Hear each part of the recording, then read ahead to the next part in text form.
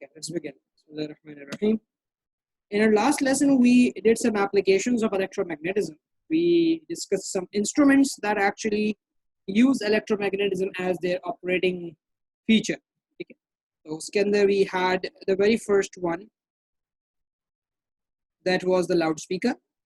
So, we started off with the loudspeaker and we saw how loudspeakers use electromagnetism to move the coil back and forth. They use alternating current to produce an alternating magnetic field. Then we worked on the idea of electric bell, that how did electric bell operate. Say, when current passes through the coil of wire, it makes the blue bar as an electromagnet. It pulls the iron armature, making sure that the hammer hits the gong, and you have a sound produced. And so on and so forth. It moves back because the circuit got broken out. और ये procedure repeat होता रहता. Then we moved on towards relay. We discussed why relays are actually used, and in circuits how they are actually operated. हमने ये देखा था कि circuit के अंदर relay का इस्तेमाल कैसे हो रहा होता है, और फिर ये देखा था कि भाई एग्जामिनेशन के अंदर अक्सर ये relay जो है ये जनरली पूछ लिया जाता है कि relay कैसे यूज हो रहा है. हमने वो चीज़ भी देखी कि relay का पर्पस क्या है, किस तरह से आप इसे इस्तेमाल करते हैं, एक स्मॉल करंट से लार्ज करंट को कैसे स्विच ऑन ऑफ किया जाता है. फिर हमारे पास रीड स्विच आया था. रीड स्विचेस के अंदर हमारे जहन में जो बात आई थी वो यही थी कि भाई ठीक है, how are we suppose to like use the reed switch instead of using a relay. तो ये भी एक इलेक्ट्रोमैग्नेटिज्म के थ्रू ही वर्क कर रहा होता है. दोनों जो आपके पास कह रहे हो कि स्ट्रिप्स थी A और B, ये दोनों जुड़ जाती हैं एक दूसरे से इलेक्ट्रोमैग्नेटिज्म की वजह से, और सर्किट कंप्लीट हो जाता है. इसको मैंने यहाँ बना के भी दिखाया था कि किस तरह से आपके पास स्विच क्लोज करते ही आपका जो स्ट्रिप्स होती है, मेटल स्ट्रिप्स, वो एक दूसरे की तरफ अट्रैक्ट होती हैं, वो अगला सर्किट कंप्लीट कर देती हैं और आपके पास जो सर्किट है वो काम करना शुरू हो जाए. आज की जो डिस्कशन है वो सर्किट ब्रेकर के ऊपर है कि how am I suppose to use a circuit breaker for the purpose of how am I going to use a circuit breaker, और इलेक्ट्रोमैग्नेटिज्म यहाँ पे कैसे यूज हो रही है. तो जैसे पिछली मरतबा मैंने आपको बोला था, I'm going to give you a 2-minute time, read through the circuit breaker, and then I will explain you how the circuit breaker actually works.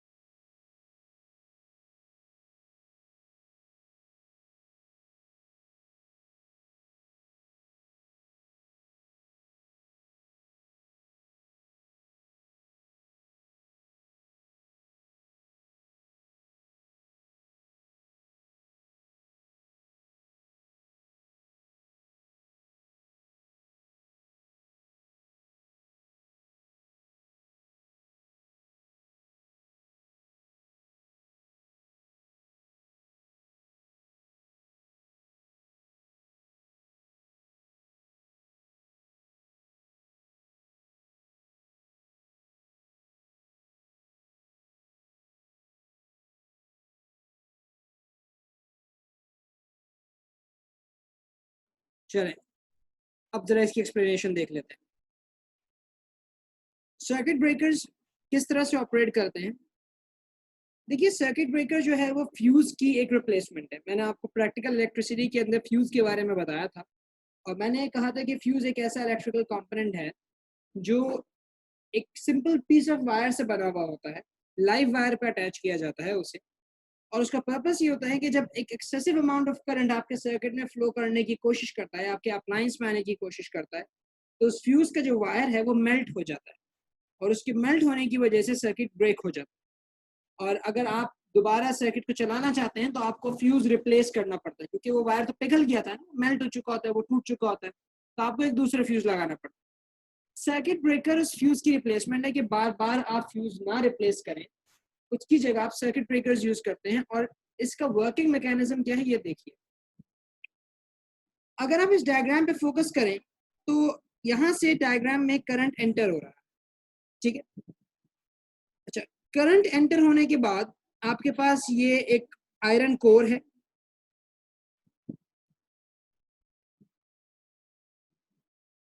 तो ये आयरन कोर का मतलब एक सॉफ्ट आयरन का पीस है. सॉफ्ट आयरन का piece असल में मैग्नेटिज्म बहुत अच्छी अपने अंदर एब्जॉर्ब कर लेता है और एक अच्छा मैग्नेट बनने की सलाहियत रखता है. तो हमने एक सॉफ्ट आयरन कोर के ऊपर इस कॉइल को यानी इस वायर को बाइंड कर दिया और करंट निकल के कांटेक्ट में आया। ये कॉपर की बार है, कॉपर इसलिए क्योंकि वो कंडक्टर, और करंट का रूट आप देख सकते हैं कि भाई यहाँ से ये करंट इस तरह से फ्लो कर रहा होगा, ये यहाँ से बाहर आया, नीचे गया, कॉपर बार में से होता हुआ ऑल द वे सर्किट में से बाहर। अच्छा, ये जो करंट आउट हो रहा है ना यहाँ से, ये आपके अप्लायंस में जा रहा है। आपने जो भी अप्लायंस या टू योर हाउस सर्किटरी, अगर मैं इसको लिख दूं ज्यादा बेहतर हो जाएगा, टू हाउस सर्किटरी, क्योंकि आपने देखा होगा जो सर्किट ब्रेकर्स लगे हुए होते हैं वो आपके घर के जो मेन स्विच बोर्ड्स होते हैं वहां लगे हुए होते हैं circuit breakers. And if you can observe a real circuit breaker, let me show you how a circuit breaker looks like.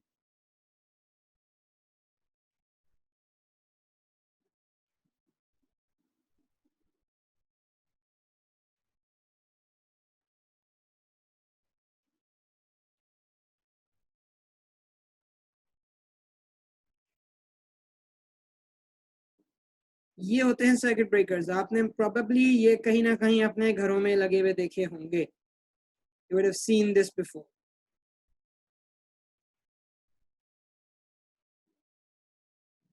ठीक है, तो ये सर्किट बोर्ड्स के अंदर आपके जो है ये सर्किट ब्रेकर्स प्लेस हुए होते हैं। हम इसके अंदर की जो सर्किटरी है एक सिंपल टर्म्स में उसको समझने की कोशिश कर रहे हैं कि भाई आसान तरीके से ये क्या सर्किटरी जो है आपके पास एग्जिस्ट करती है।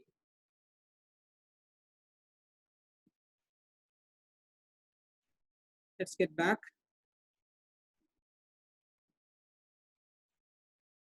पढ़ने वाले बच्चे हैं आजकल। अच्छा भाई, अब यहाँ पे हमारे पास करंट का पूरा रूट जो है वो बना हुआ है।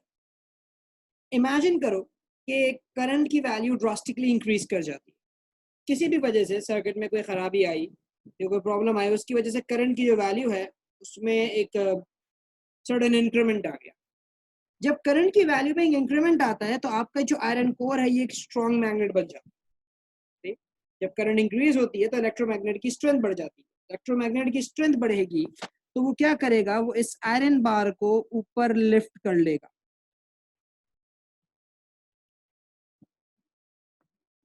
सही, ये आयरन बार यहाँ पे रोटेट हुआ और इस इलेक्ट्रोमैग्नेट ने इस आयरन बार को लिफ्ट कर लिया। अब जैसे इलेक्ट्रोमैग्नेट ने इस आयरन बार को ऊपर की तरफ लिफ्ट किया, ये स्प्रिंग एक्शन में आ जाएगा और ये स्प्रिंग क्या करेगा, इस कॉपर बार को पीछे की तरफ पुल कर देगा। आयरन बार ऊपर की तरफ चला गया, ये यहाँ पे रोका हुआ था इस स्प्रिंग की यानी इस कॉपर बार को पीछे जाने से ना, लेकिन जैसे ही आयरन बार ऊपर लिफ्ट हुआ, स्प्रिंग ने इस कॉपर बार को पीछे पुल कर लिया, जिसके नतीजे में ये जो कांटेक्ट है ये कांटेक्ट ब्रेक हो जाएगा। क्योंकि सिचुएशन फिर कुछ ऐसी हो जाएगी ना, सिचुएशन ऐसी हो जाएगी, ये कांटेक्ट पीछे चला जाएगा। सही, the contact copper bar is going to move back and the contacts are going to break. जैसे कॉन्टेक्ट ब्रेक होगा सर्किट के अंदर फ्लो खत्म, क्योंकि करंट यहाँ से आ तो सकता था लेकिन ये कॉपर बार अवेलेबल नहीं थी जिसके थ्रू वो करंट जा सके आपके सर्किटरी के। तो जैसे ही सर्किट ब्रेक होगा करंट का फ्लो रुक जाएगा, हमारे पूरे घर की जिस भी पोर्शन से वो सर्किट ब्रेकर कनेक्टेड है वहां की लाइट चली जाए। वो इसलिए हुआ क्योंकि करंट ज्यादा होने की वजह से मैग्नेट की स्ट्रेंथ बढ़ गई थी और उसने उस कॉपर बार को कॉपर बार बोलो सॉरी आयरन बार को ऊपर की तरफ लिफ्ट कर दिया। जब तक करंट ज्यादा नहीं था, करंट की वैल्यू मुनासिब थी, कम थी, तो इलेक्ट्रोमैग्नेट इतना स्ट्रांग नहीं हुआ था कि वो इस आयरन बार को ऊपर की तरफ लिफ्ट कर सके। तो इसलिए आयरन बार अपनी पोजीशन में मौजूद थी, लेकिन जब करंट बहुत ज्यादा बढ़ा, स्ट्रेंथ ज्यादा हुई, आयरन बार ऊपर की तरफ लिफ्ट हो गया और आपके पास सर्किट जो है वो ब्रेक हो चुका। तो इस तरह से सर्किट ब्रेकर्स जो है आपके पास इसमें यानी मैकेनिज्म्स के अंदर वर्क कर रहे हो। इलेक्ट्रोमैग्नेटिज्म का इस्तेमाल यहाँ पे हो। सर्किट ब्रेकर समझने में अगर कहीं किसी पार्ट में कोई कंफ्यूजन है तो प्लीज मुझसे पूछ लें, मैं उसको समझा दूंगा।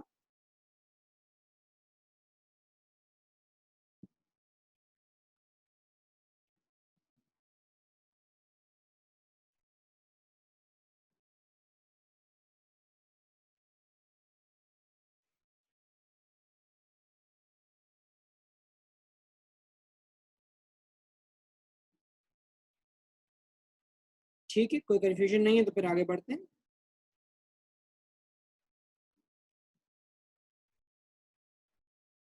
अच्छा, आज जो हम टॉपिक शुरू करेंगे काफी अहम और इम्पोर्टेंट टॉपिक है, वो डीसी मोटर का टॉपिक। ये डीसी मोटर की फाउंडेशन है, मतलब बेसिस, यहाँ ग्राउंड स्टैब्लिश किया जाएगा कि डीसी मोटर काम कैसे करती है। तो इसको तसल्ली से समझना। इसमें अगर कभी भी कहीं पे भी कोई सवाल हो तो बिल्कुल चैट बॉक्स के अंदर आप मेंशन करके सवाल को पूछ लेना। मैं कोशिश करूंगा कि आज ये कॉन्सेप्ट हमारा क्लियर हो जाए, ताकि अगर आज ही डीसी मोटर शुरू करते हैं, नेक्स्ट क्लास में डीसी मोटर हम शुरू करते हैं, तो उसमें हमें प्रॉब्लम ना।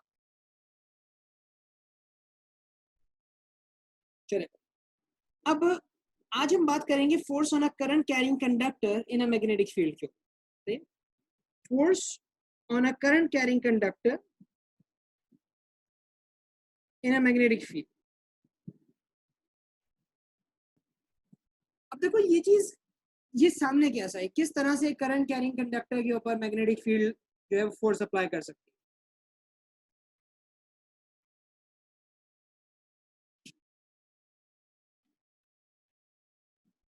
अब यहाँ पे मैंने यहाँ पे एक चीज बनाई है, इसको जरा थोड़ा सा मुगौर कर।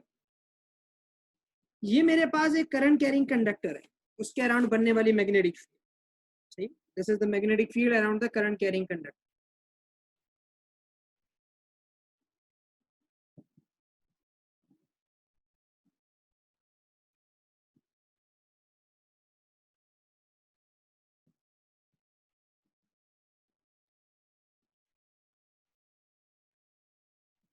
आई नो वन थिंग, कि जब एक वायर में से करंट फ्लो कर रहा होता है तो वो एक सिंपल वायर नहीं रहता, उस वायर के अराउंड बनने वाली मैग्नेटिक फील्ड उस वायर को एज अ मैग्नेट बिहेव करवा रही हो। तो जहन में चीजों साइंटिस्ट के क्लिक किया कि उन्होंने बोला कि भाई जब एक वायर करंट की वजह से मैग्नेट की तरह बिहेव करना शुरू हो जाता है, और हम ये बात जानते हैं कि जब दो मैग्नेट्स आमने सामने आते हैं तो या तो अट्रैक्शन होती है या रिपल्जन होती है। तो ये हम पीछे से पढ़ते हुए आए हैं कि अगर आप दो मैग्नेट्स को आमने सामने रख दें तो अगर लाइक पोल्स होंगे तो रिपल्जन होगी, अगर अनलाइक पोल्स होंगे तो attraction. So they were clear about that if two magnetic fields are like facing one another, they will exert a force on the magnets. उन्होंने बोला कि भाई if the current carrying conductor is also behaving as a magnet, let's perform an experiment and try to place this current carrying conductor in some other magnetic field. इस current carrying conductor को किसी magnetic field में रख के देख, क्योंकि उन्हें पता था कि करंट कैरिंग कंडक्टर अपने अराउंड एक मैग्नेटिक फील्ड बनाया हुआ। So they took a permanent magnet over here. See, this is a permanent magnet जिसके अराउंड आपको मैग्नेटिक फील्ड बनी हुई नजर आ रही है। नॉर्थ से साउथ की आपको सारी मैग्नेटिक फील्ड्स दिख रही है, field lines moving from north to south. तो उन्होंने क्या किया, उन्होंने बोला कि let's add these two together. See, let us add these two together. हम इन दोनों को ऐड अप करने की कोशिश करते हैं, एक साथ प्लेस करने की कोशिश करते हैं। तो when they place this current carrying conductor inside the magnetic field, और इस करंट कैरिंग कंडक्टर के ऊपर हमने ये देखा कि भाई फील्ड लाइंस की डायरेक्शन बनाई भी है। क्रॉस है तो उसका मतलब करंट अंदर की तरफ जा रहा है, हम अंदर की साइड पे प्लेस करेंगे। फिंगर्स को जब कर्ल करेंगे तो हमें एहसास होगा कि अच्छा भाई current magnetic field clockwise direction में बने, तो वो मैंने डायरेक्शन यहाँ पे बना के भी दिखाई। तो जब हमने यहाँ पे इस चीज को प्लेस किया और इन दोनों को ज्वाइन किया तो जो हमारा रिजल्ट बना वो कुछ ऐसा। This was the result in magnetic field. दोनों की मैग्नेटिक फील्ड्स कंबाइन हो गई, इंटरैक्ट करना शुरू हो गई। ठीक है ना, दोनों की मैग्नेटिक फील्ड्स ने आपस में इंटरैक्शन की और ये रिजल्टेंट मैग्नेटिक फील्ड बन गई, और इसकी वजह से इस पे फोर्स लगी। कैसे फोर्स लगी इस बात को समझते हैं। मैं यहाँ पे इस डायग्राम के ऊपर थोड़ी सी एक्सप्लेनेशन करूँ कि भाई ये फोर्स आई किस तरह से, ये चीज हमारे लिए बहुत जरूरी है। देखिए इस पोर्शन को देखिए,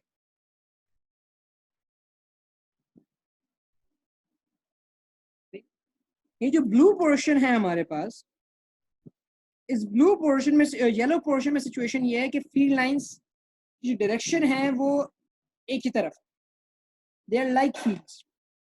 आपके जो करंट कैरिंग कंडक्टर है उसकी मैग्नेटिक फील्ड भी ऐसे जा रही है। आपके करंट कैरिंग कंडक्टर की मैग्नेटिक फील्ड इस तरफ जा रही हैं, और जो वायर वायर बोल रहा हूँ, जो प्रोमिनेंट मैग्नेटिक फील्ड थी उसकी फील्ड लाइंस भी इधर जा रही हैं। तो ये लाइक फील्ड लाइंस है। लाइक फील्ड लाइंस हमेशा रिपेल करती हैं। देखो नॉर्थ और नॉर्थ की फील्ड लाइन रिपेल करेगी, साउथ और साउथ की फील्ड लाइन एक दूसरे को रिपेल करेगी। तो यहाँ पे at the top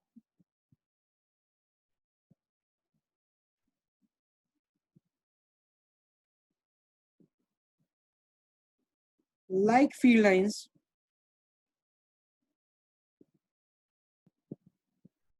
are present, hence they repel one another. वो एक दूसरे को रिपेल कर रही हैं। मैग्नेट की मैग्नेटिक फील्ड लाइंस कॉइल को रिपेल कर रही हैं, कॉइल की मैग्नेटिक फील्ड लाइंस मैग्नेट की फील्ड लाइंस को रिपेल कर रही हैं, दोनों एक दूसरे को रिपेल करती हैं। मैं हरगिज यहाँ पे ये बात नहीं कह रहा कि सिर्फ फोर्स जो है वो वायर पे लग रही होती है। सही, फील्ड लाइंस जब दोनों की इंटरेक्ट कर रही हैं तो फोर्स भी दोनों के ऊपर ही आती है। लेकिन अभी मैं फोकस किया हुआ हूँ सिर्फ वायर के ऊपर, मैग्नेट के ऊपर मैं अभी इसके बाद जाऊँ। तो भाई हमने ये चीज देख लिया कि टॉप पोर्शन के ऊपर हमारे पास फील्ड लाइंस मौजूद हैं और लाइक फील्ड लाइंस मौजूद हैं, जिसकी वजह से यहाँ पे हमें रिपल्जन जो है वो फील हो रही। तो लाजमी बात है रिपल्जन की वजह से आप समझते हैं जो फोर्स लग रही होगी वो डाउनवर्ड लग रही होगी। रिपल्जन हो रही है, उस वायर पर जो फोर्स है वो नीचे की तरफ है। और अब इसी तरह हम आ जाते हैं जरा नीचे के portion.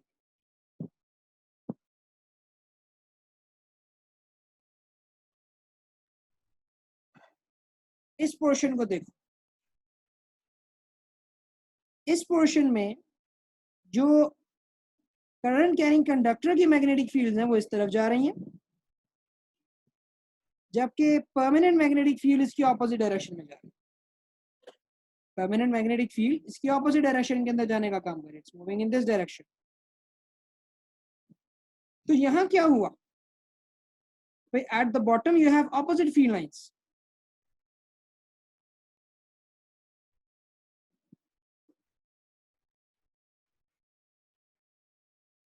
We have unlike field lines.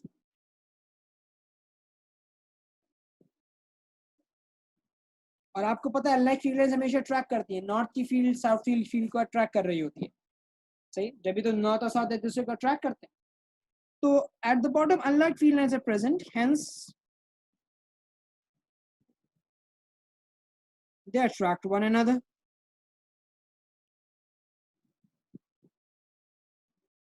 वो एक दूसरे को अट्रैक्शन करने का काम कर रहे हैं भाई यहाँ पे। तो अगर हम बॉटम पे देखें तो बॉटम पे फोर्स नीचे की तरफ लग रही होगी। उस वायर में जो मैग्नेट की फील्ड लाइंस है वो वायर की फील्ड लाइंस को अपनी तरफ पुल कर रही है, ट्रैक कर रही है। तो दोनों नजरिए से देखो, ऊपर भी देखो और नीचे भी देखो, दोनों तरफ फोर्स नीचे की डायरेक्शन में। तो ओवरऑल क्या इफेक्ट आया कि जो करंट कैरिंग कंडक्टर था उस पर फोर्स नीचे लगना शुरू हुआ। आपकी ये मैग्नेटिक फील्ड्स की इंटरेक्शन उस कंडक्टर को नीचे की डायरेक्शन में पुश कर रही है। They are trying to move the conductor down. अब इन दोनों बातों का जो जुज निकला, जो कंक्लूजन निकला, वो ये निकला, as both the regions that is at top and at bottom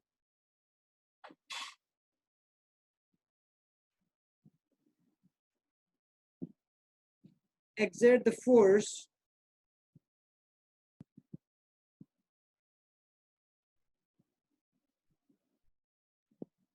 in the same direction. See, they exert the force in the same direction, which is downwards.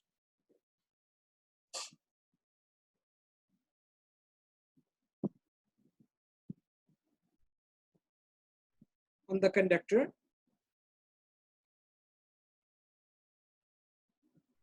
The conductor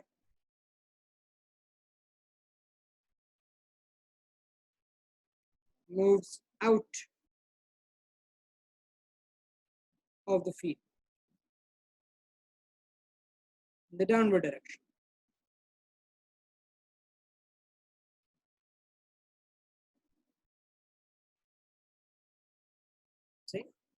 क्योंकि टॉप रीजन और bottom reason दोनों उस conductor पे नीचे की तरफ force लगा रहे हैं इस वक्त, तो नतीजा ये होता है कि आपको जो कंडक्टर है वो डाउनवर्ड फोर्स लगने की वजह से नीचे मूव कर जाता है। The force on the wire is actually acting down.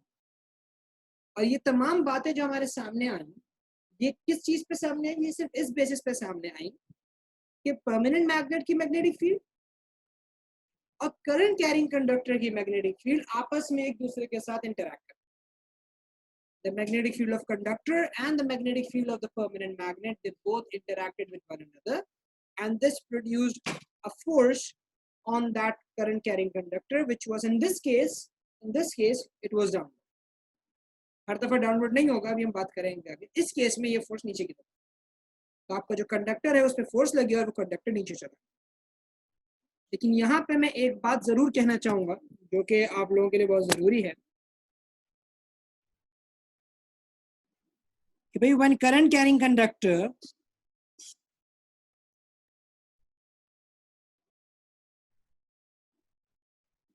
is placed in the magnetic field,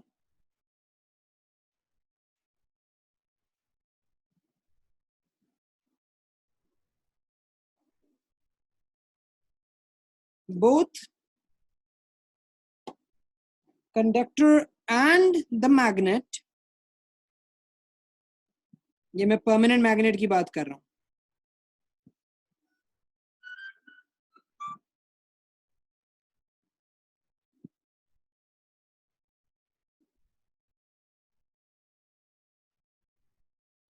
experience a force which is equal in magnitude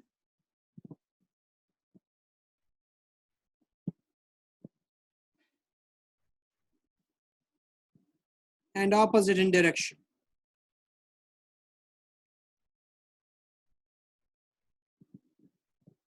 ये बात मैं समझाता हूं कि मैंने क्या लिखी है। ये बात मैंने ये कही है कि अगर मेरे पास मिसाल के तौर पर यहाँ पे ये दो पोल्स थे मैग्नेट के, this was the north pole, this was the south pole over here, ठीक है, और बीच में जो है वो एक करंट कैरिंग कंडक्टर रखा हुआ था, और हम ये कह रहे हैं कि भाई इस करंट कैरिंग कंडक्टर पे नीचे फोर्स लग रही है, सही, मैग्नेट्स की वजह से, मैग्नेट की मैग्नेटिक फील्ड और इंटरेक्शन की वजह से अगर मैं ये कहता हूँ कि इस करंट कैरिंग कंडक्टर पे नीचे फोर्स लग रही है, this is the force on conductor, तो ये मैग्नेट्स भी मेरे बच्चे फोर्स एक्सपीरियंस कर रहे होंगे। ऐसी बात नहीं है कि ये फोर्स किसी एक पे ही है, ये फोर्स जो जो इंटरेक्टिंग बॉडीज है उन सब पे है। आपके इन मैग्नेट्स के ऊपर भी जो फोर्स है वो एग्जिस्ट करती है, सही, they will have a force on, there will be a force on magnets as well, सही, ये दोनों जगह पे फोर्सेस लग रही हैं। अगर कंडक्टर पे नीचे लग रही है तो मैग्नेट्स में ऊपर फोर्स लग रही है, और अगर मैग्नेट्स में नीचे लगती तो फिर कंडक्टर पे ऊपर फोर्स लग रही है। और ये दोनों फोर्सेस जो हैं, the force on the magnet and the force of conductor, they are both related to Newton's third law.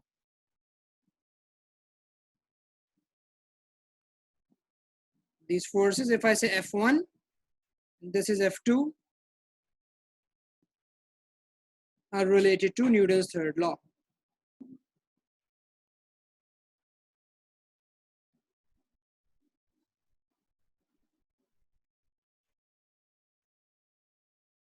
Action reaction pair वाली बात है।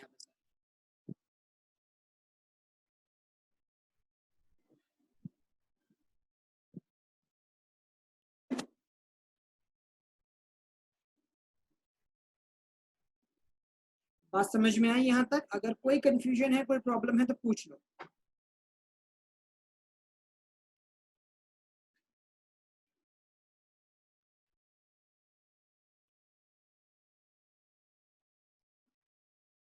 मैं पीछे वाली डायग्राम भी दोबारा दिखा देता हूँ।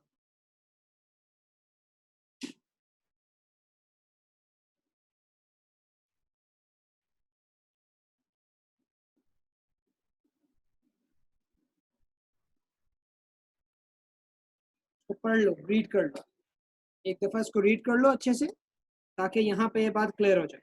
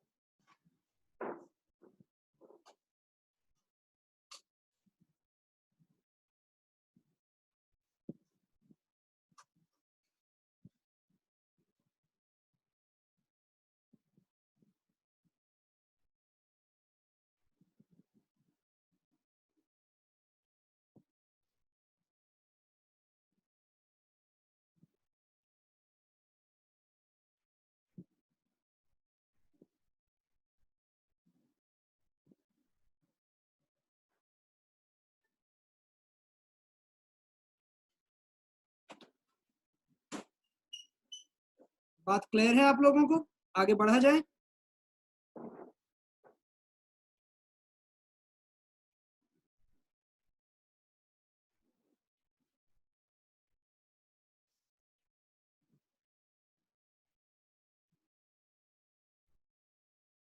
ठीक है,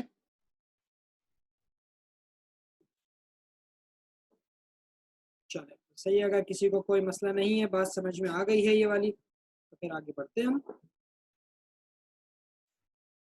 अब एक बात और जो इसमें बड़ी अहम है, जब आप करंट कैरिंग कंडक्टरों को मैग्नेटिक फील्ड में प्लेस करने की बात करते हैं, तो उसमें सबसे पहली चीज जिसका आपको थोड़ा सा ख्याल रखना है वो ये है कि ये जो फील्ड है, ये फील्ड और ये कंडक्टर एक दूसरे के साथ 90 डिग्री पे होने चाहिए,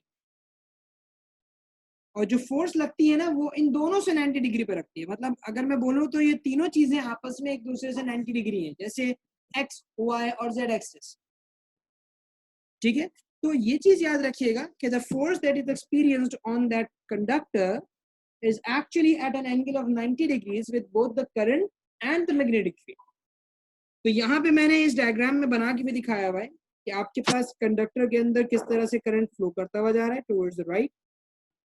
ठीक है, और यहाँ पे अगर आप देखना चाहें तो आप इस चीज को बड़े गौर से भी देख सकते हैं कि किस तरह से मैग्नेटिक फील्ड लाइंस अंदर की तरफ फ्लो कर रही हैं। सही है, और जो फोर्स है वो अपवर्ड डायरेक्शन में आ रही है। वो मैं बात करूंगा कि डायरेक्शन ऑफ फोर्स कैसे जज की जाती है, उसका तरीका मैं बताऊंगा, लेकिन यहाँ पे ये चीज कहने की जरूरत। और दूसरी बात जो यहाँ पे कहने की बहुत ज्यादा अहमियत रखती है वो ये है कि अगर आपका कंडक्टर मैग्नेटिक फील्ड के साथ 90 डिग्री पे ना हो तो उसमें कोई फोर्स नहीं लगेगी। मतलब अगर मैं ये कहूं तो ए वाली जो पोजीशन है, वी हैव मैक्सिमम फोर्स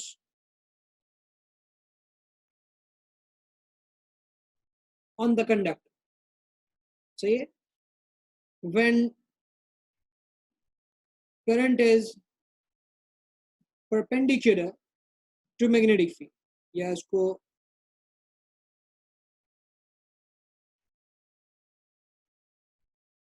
जब करंट मैग्नेटिक फील्ड के परपेंडिकुलर है उस वक्त आपके पास सबसे ज्यादा आपको फोर्स एक्सपीरियंस होते हुए मिल रही है।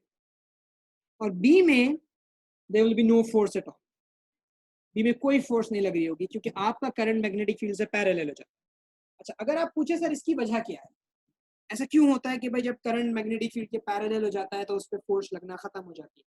देखो मसला ये होता है कि जब आपका कंडक्टर मैग्नेटिक फील्ड के पैरेलल होता है तो मैग्नेटिक फील्ड्स एक दूसरे से इंटरैक्ट नहीं कर पाती जिस तरीके से यहाँ डायग्राम में दिखाया जा रहा है। इस तरह इंटरैक्ट करने के लिए जरूरी ये है कि आपका करंट और मैग्नेटिक फील्ड एक दूसरे के परपेंडिकुलर।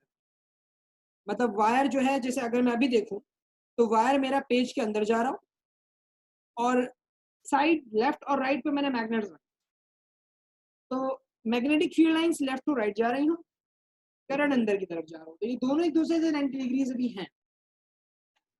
लेकिन अगर मैं इस वायर को रोटेट कर दूं कि मैं जिस डायरेक्शन में मैग्नेटिक फील्ड जा रही हूँ उसी डायरेक्शन में मैंने वायर भी प्लेस कर, उसमें फिर आपके पास फोर्स नहीं लग रही हो। उस केस में आपके पास कोई फोर्स नहीं लगती। तो जो बी वाली पोजीशन है कि अगर मैं वायर को मैग्नेटिक फील्ड के पैरेलल कर दूं तो उस केस में there will be no force on the current carrying conductor. आप कुछ भी कर लें, करंट की वैल्यू बढ़ा लें, मैग्नेट की स्ट्रेंथ बढ़ा लें, सही है, लेकिन आपके वायर के ऊपर कोई फोर्स नहीं आएगी। तो no force on conductor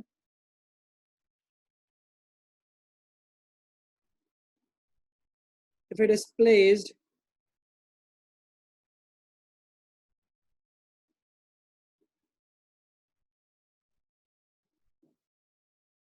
parallel to the magnetic field, see there will be no force over there। तो ये दो बातें हैं जो थोड़ी सी आपको अपने जहन में रखनी है। हो सकता है एग्जामिनर कभी पूछ ले आपसे कि भाई बताइए ये वाला वायर रखा हुआ है ऐसे, क्या आपके पास फोर्स आ रही होगी? तो आप बोलेंगे नहीं बिल्कुल जनाब, जीरो फोर्स। और जब ए वाली पोजीशन दिखाए वो आपसे पूछ ले भाई क्या फोर्स आ रही होगी, आप बोलेंगे हाँ भाई बिल्कुल जनाब फोर्स आ रही होगी, कोई शक नहीं है, you will have some amount of force on the wire. इस चीज का हमें थोड़ा सा ख्याल रखना होता है वर्किंग के दौरान। इसका जो कैलकुलेशन वाला पार्ट है ना, मतलब जैसे अगर आपको बोला जाए फोर्स की वैल्यू निकाल, वो फोर्स की वैल्यू निकालने वाला काम आपके A2 में आता है। A2 में हम यही चैप्टर दोबारा पढ़ाते हैं अपने स्टूडेंट्स को, और जब हम A2 में पढ़ाते हैं तो फिर और ज्यादा मजा आता है क्योंकि अब बच्चा कैलकुलेट करता है कि ये फोर्स लगेगी कितनी। वो मैग्नेटिक फील्ड की वैल्यू रखता है, वो करंट की वैल्यू रखता है, इवन इवन वो एंगल तक प्लेस करता है, और उसके बाद हम डिटरमिन कर रहे होते हैं कि अच्छा भाई इस वक्त इतने न्यूटन की फोर्स आ रही होगी बाहर। A2 के अंदर इसको पढ़ाने में और ज्यादा मजा आ रहा था, बच्चों को भी समझने में मजा आता है। अच्छा हाँ, ओ लेवल्स के अंदर तो मैंने सिर्फ ये पढ़ा था कि फोर्स लगती है और पढ़ा था कि फोर्स नहीं लग रही होती। अब तो मैं ये निकाल रहा हूँ कि किस एंगल पे, कितने करंट पे, कितनी मैग्नेटिक फील्ड पे कितनी फोर्स आ रही है। एक एक चीज आप पता कर लेते हो A2 के अंदर। It's quite fun over that. हाँ, for some of students it's not. कुछ बच्चों के लिए नहीं होता, कुछ बच्चों के लिए बड़ा अजाब बन जाता है क्योंकि फॉर्मूले वगैरह जहन में रखने पड़ते हैं उनको। लेकिन जो थोड़ा शौक से पढ़ने वाली आवाम होती है उसको बिल्कुल मजा आता है, उसको पता चलता है ओ लेवल्स में जितना पढ़ा था हमने उसकी एप्लीकेशंस आज हमारे सामने मौजूद है।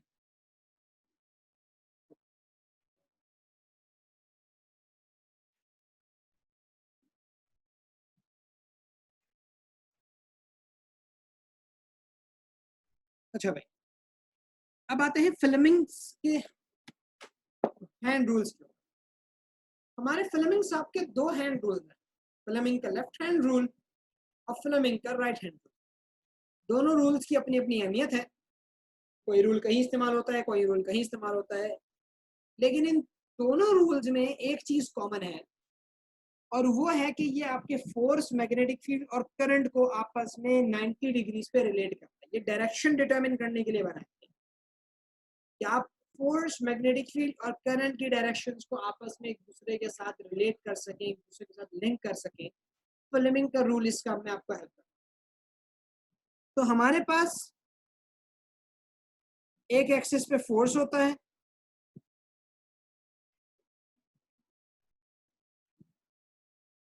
एक एक्सिस में मैग्नेटिक फील्ड की डायरेक्शन आती है, और एक एक्सिस पे करंट आता है। फोर्स, मैग्नेटिक फील्ड और करंट, ये हमारे पास तीन क्वांटिटीज होती है जिनको हम रिलेट करते हैं। और मैंने आपको बताया था अभी ऊपर भी कि तीनों क्वांटिटीज एक दूसरे से 90 डिग्री पे होती है।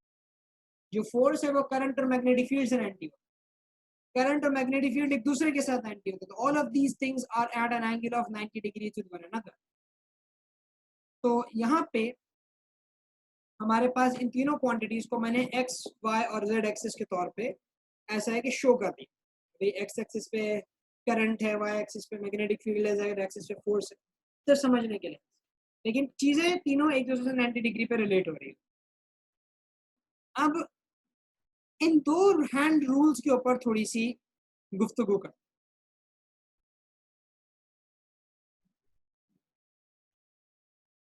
ये है हमारे दो हैंड रूल्स। आप इस डायग्राम के थ्रू देख सकते हैं कि किस तरीके से हमने मैग्नेटिक फील्ड, करंट और फोर्स को आपस में लिंक किया हुआ है। किस तरह से हमने मैग्नेटिक फील्ड, फोर्स और करंट को आपस में एक दूसरे के साथ लिंक किया हुआ है। हमारी फिंगर्स एक दूसरे के साथ कैसे डिजाइन हुई हुई, हमारी फिंगर्स किस तरह से बनी हुई है कि भाई हमने जैसे मिसाल के तौर पे गन बनाई हुई, सही है, हमने गन बनाई हुई है और तीनों चीजें एक दूसरे से 90 डिग्री के एंगल पे हैं इस वक्त। मतलब ये थंब फर्स्ट फिंगर से 90 डिग्री पे है और मैग्नेटिक फील्ड यानी सेकंड फिंगर और फर्स्ट फिंगर भी एक दूसरे से 90 डिग्री के ऊपर, both at an angle of 90 degrees with one another.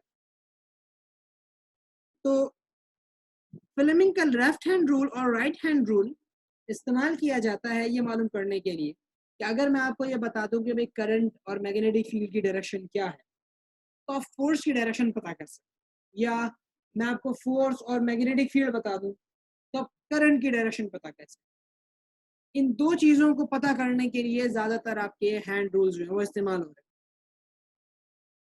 अब थंब क्या बताता है, मैग्नेटिक फील्ड क्या बताता है, और आपकी थंब फर्स्ट फिंगर और सेकंड फिंगर क्या क्या चीज़ें बताती हैं ये देखते हैं। पहले हम तफसील से बात करेंगे लेफ्ट हैंड रूल के ऊपर और उसके बाद फिर हम जाएंगे राइट हैंड रूल। अगर हम लेफ्ट हैंड रूल में बात करते हैं, यहाँ पे फ्लेमिंग के लेफ्ट हैंड रूल को देखा जाए तो सबसे पहले जो थंब है, थंब आपको फोर्स बताता है, direction of force. First finger आपको मैग्नेटिक फील्ड बताती है,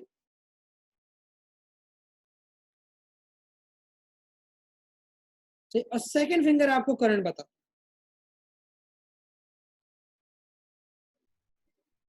मैं इनको सिंबलाइज भी कर देता हूं जरा।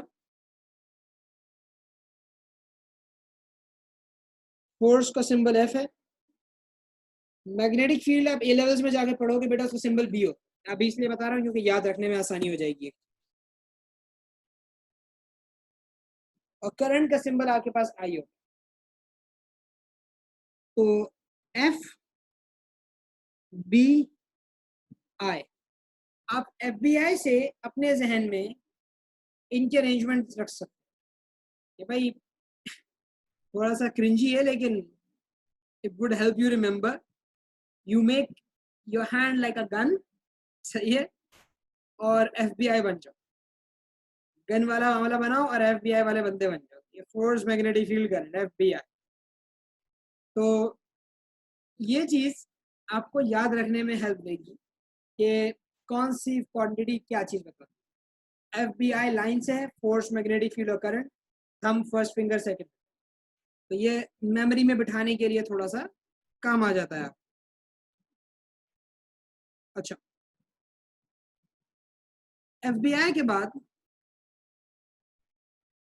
जैसे मैंने बताया था, it can be memorized as F B I in the order of thumb first finger and second finger. मतलब F thumb, B first finger, I second finger. सही है, तो आप उससे अपने इस जहन में इसको रख सकते हो, याद रखना आसान हो। अच्छा, फ्लेमिंग का लेफ्ट हैंड रूल कब इस्तेमाल किया जाता है, क्या चीजें पता होती हैं और क्या चीजें एग्जामिनर पता करवा रहा होता है, ये देख। फ्लेमिंग का लेफ्ट हैंड रूल जनरली उस वक्त इस्तेमाल किया जाता है जब आपको मैग्नेटिक फील्ड और करंट पता हो।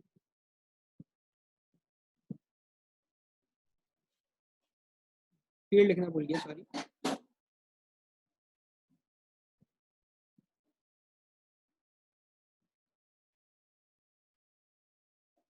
आपको मैग्नेटिक फील्ड और करंट पता हो और आपको फोर्स जो है वो निकालनी है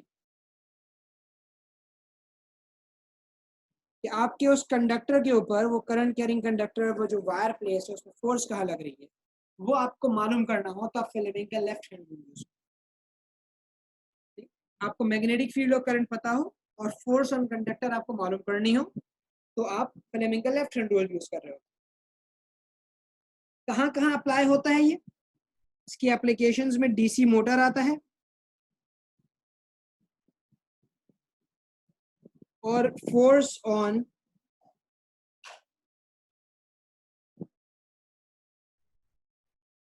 चार्ज्ड पार्टिकल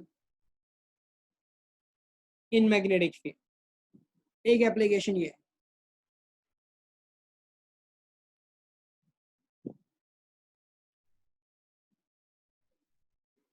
तो केसेस ऑफ एप्लीकेशन में इन दो जगहों पे हम फ्लेमिंग का लेफ्ट हैंड रूल अप्लाई करेंगे, जब हम डीसी मोटर पढ़ रहे होंगे और जब हम एक चार्ज पार्टिकल के ऊपर फोर्स चेक करेंगे कि जैसे मिसाल के तौर पे मैंने मैग्नेटिक फील्ड में एक प्रोटॉन फेंक दिया, कहाँ फोर्स लगेगी भाई उसके ऊपर, ये इलेक्ट्रॉन फेंक दिया तो उस पर कहाँ फोर्स लगेगी। उन केसेस में हम फ्लेमिंग का लेफ्ट हैंड रूल यूज करेंगे पता लगाने के लिए कि where would be the direction of force.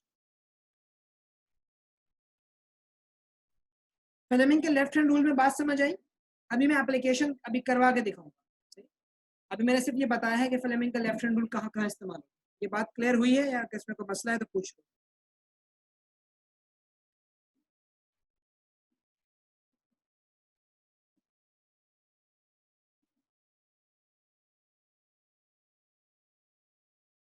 ठीक है,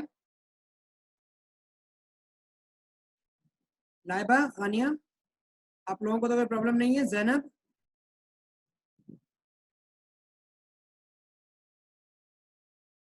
हसन साहब,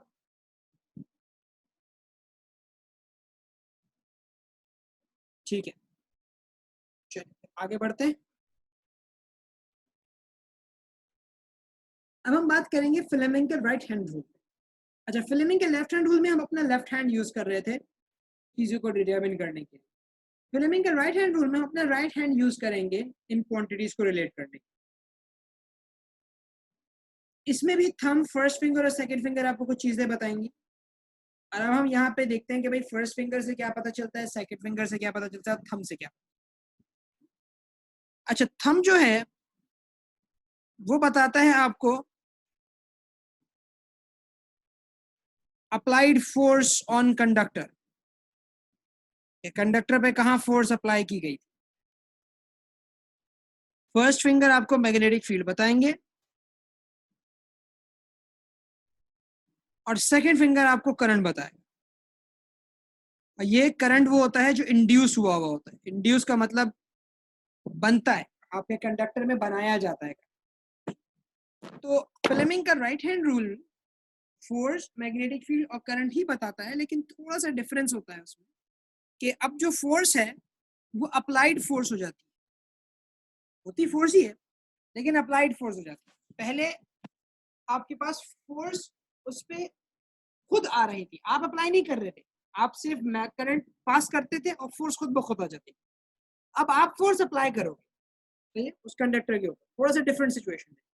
तो फ्लेमिंग के राइट हैंड रूल में जो फोर्स होती है वो अप्लाइड फोर्स होती है। मैंने कंडक्टर को खुद मूव किया और उसमें मैं कंडक्टर को मूव करके करंट बना रहा हूं। इसको भी मेमोराइज करने का यही तरीका है। आप एफबीआई के थ्रू उसको याद रख सकते हैं,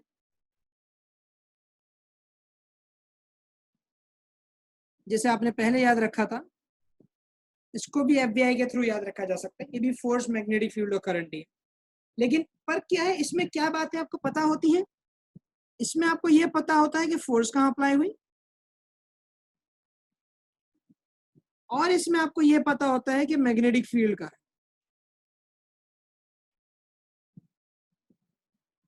ये दो बातें आपको पता हो और आपसे पूछा जा रहा हो कि भाई इंड्यूस्ड करंट बताइए कि करंट की डायरेक्शन क्या है। जो करंट बना वो कहां फ्लो कर रहा है, तो उस केस के लिए आप फ्लेमिंग का राइट हैंड रूल यूज करें। क्या क्या मामला है, आपको फोर्स बता दी गई है और मैग्नेटिक फील्ड बता दी गई है कि आप यहाँ फोर्स अप्लाई कर रहे हैं, आपने खुद अप्लाई की है इस तरफ फोर्स, और करंट मैग्नेटिक फील्ड इधर फ्लो कर रही थी। ये चीजें अगर पता हो और करंट की डायरेक्शन मांगी जा रही हो, हम फ्लेमिंग का राइट हैंड रूल यूज करते हैं। इसकी एप्लीकेशन कहाँ होती है भाई? इसकी एप्लीकेशन आपके पास होती है एसी जनरेटर्स के अंदर।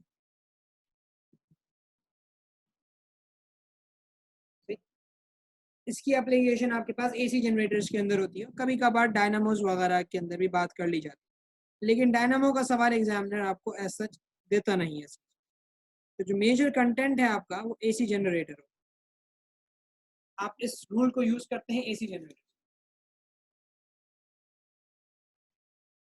जब हम एसी जनरेटर आपको पढ़ाएंगे तो फिर मैं आपको बताऊंगा कि ये रूल कैसे अप्लाई हो रहा है। लेकिन पहले मैं फ्लेमिंग लेफ्ट हैंड रूल के ऊपर आपकी थोड़ी कमांड हासिल करता हूँ,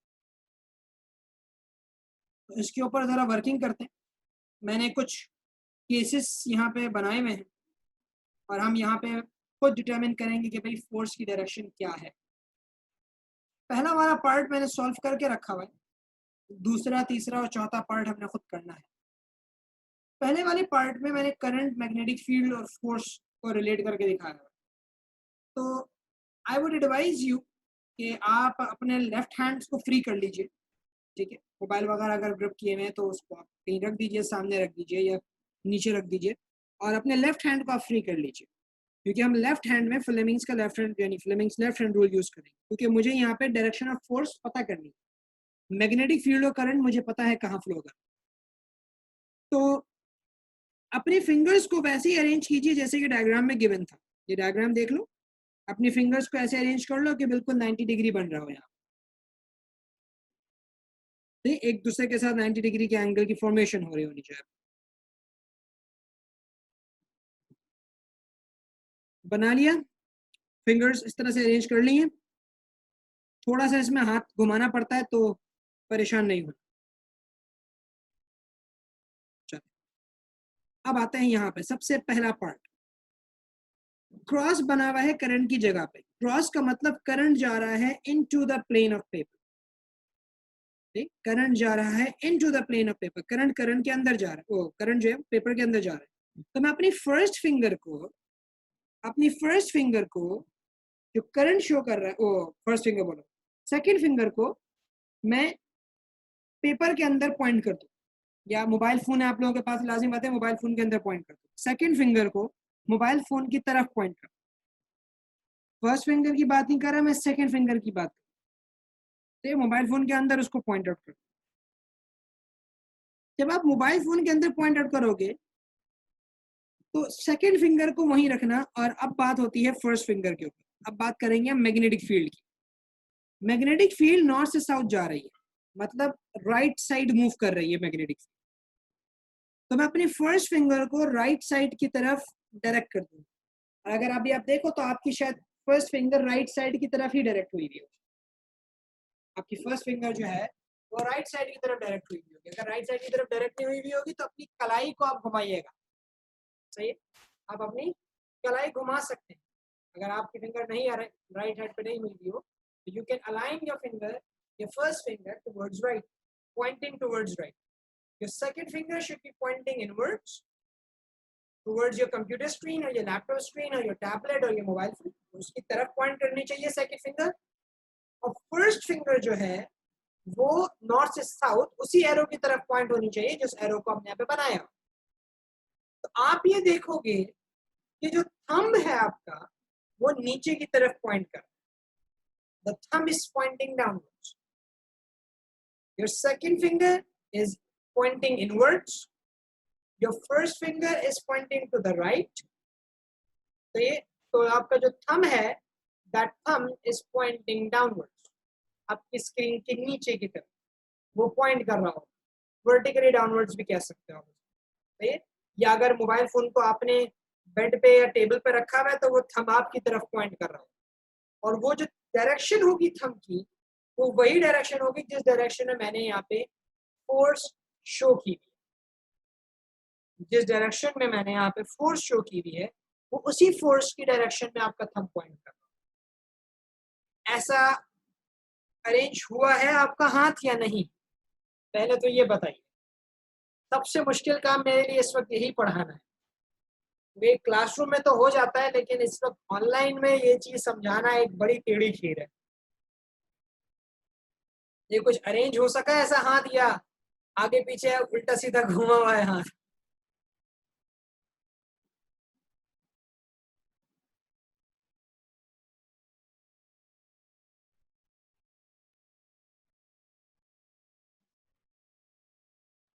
मुश्किल से हो गया, चलो ठीक है, ये तो अच्छी चीज है। हाँ भाई, और किसी को अगर मसला मसाइल दरपेश हुआ हो तो वो पूछ लें।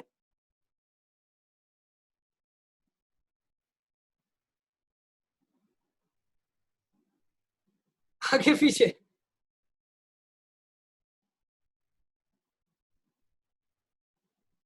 अच्छा,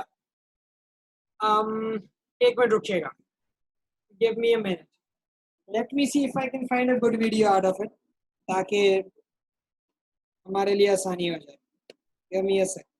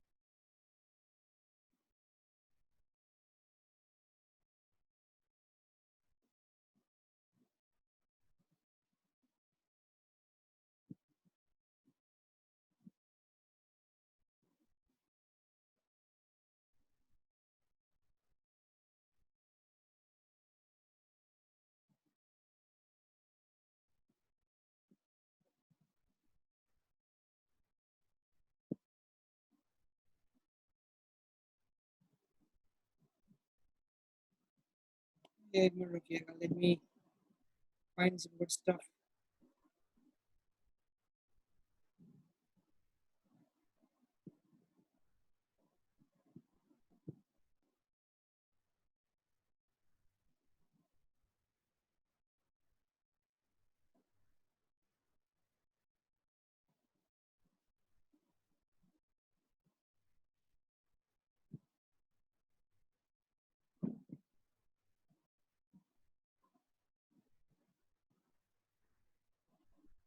ठीक है, let's do one thing.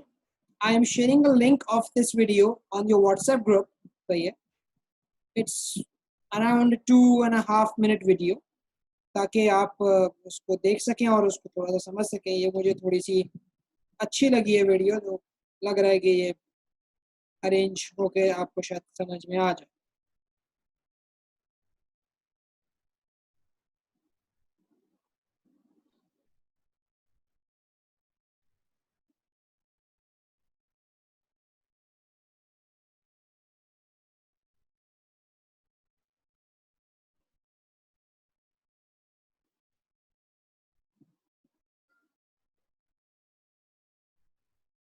वरना फिर ये है कि मैं खुद भी बना के एक वीडियो आप लोगों को भेज दूंगा अगर इससे आपको ना समझ में आए।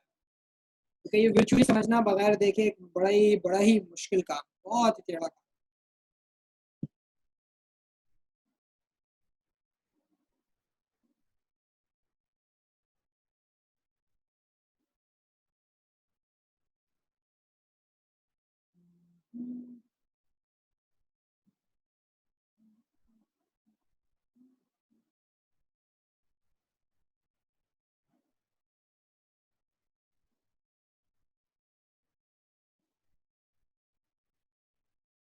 I've shared the link on your WhatsApp group. सही है, तो उसको देखिए। फिर ये है कि हम उसके ऊपर अपने एप्लीकेशन जो है वो के बाद देख लेंगे।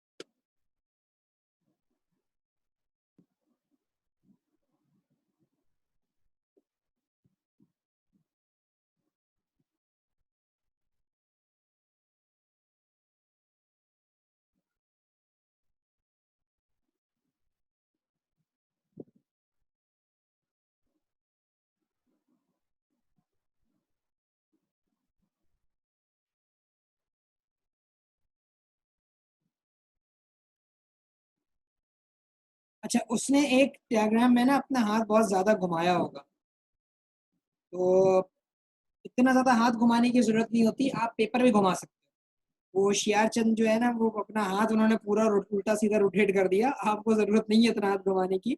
आप पेपर घुमा सकते हैं और उसके बाद अपने आप को अरेंज कर सकते हैं।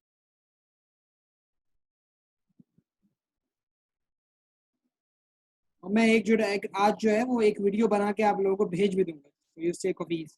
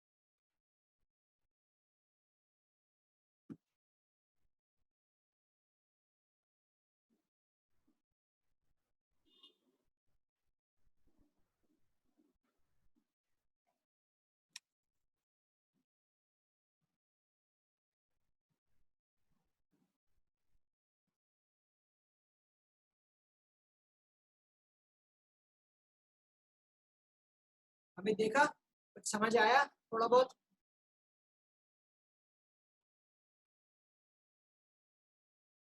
चलो ठीक है, दैट इज गुड।